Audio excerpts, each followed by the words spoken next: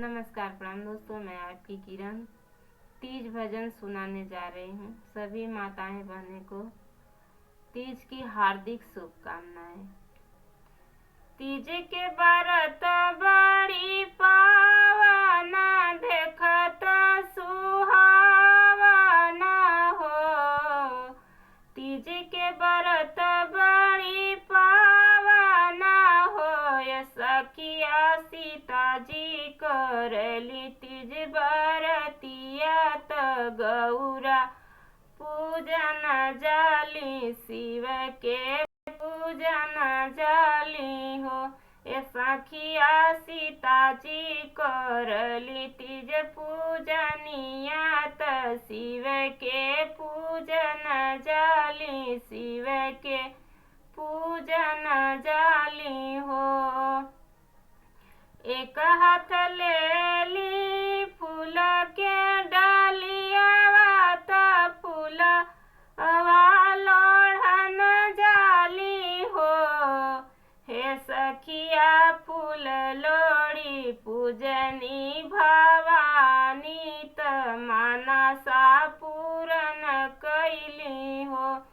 हे सखिया फूल लोड़ी पूजली भवानी त मानसा पूरन कैली हो।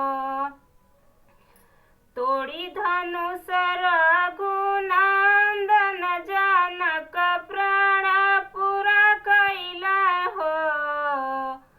तोड़ी धनुष रघुनंदन जनक प्राण पूरा कैला हो। हे सीता बिहलावे कौशल्या जी के आंगन हो।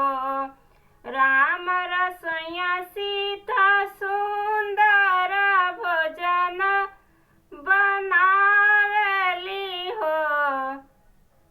हे सखिया कौशल्या जी पूछे एक बात, कैसे कराम पवलू, कैसे कराम पवलू न हो।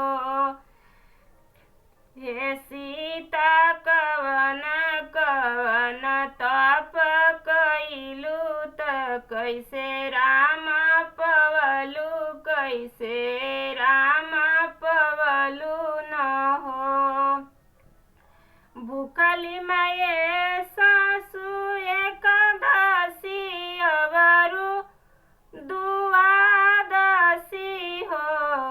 हे सासु दुआदशी कैली हम पारन, सुंदर बर पाई गईली, राम बरवा पाई गईली हो। हे सासु कैली हम दुआदशी पारन, सुंदर बरवा पाई गईली, राम बरवा पाई गईली हो।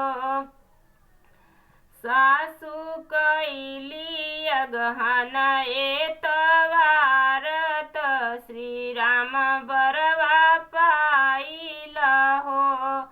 पूजली माये सासु गौरी तयौरी महेश जी के हो। पूजली माये सासु गौरी तयौरी महेश जी के हो। सासु तुलसी के कैली पूजनवा, श्री राम बरवा पाइला हो। सासु तुलसी के कैली पूजनवा, श्री राम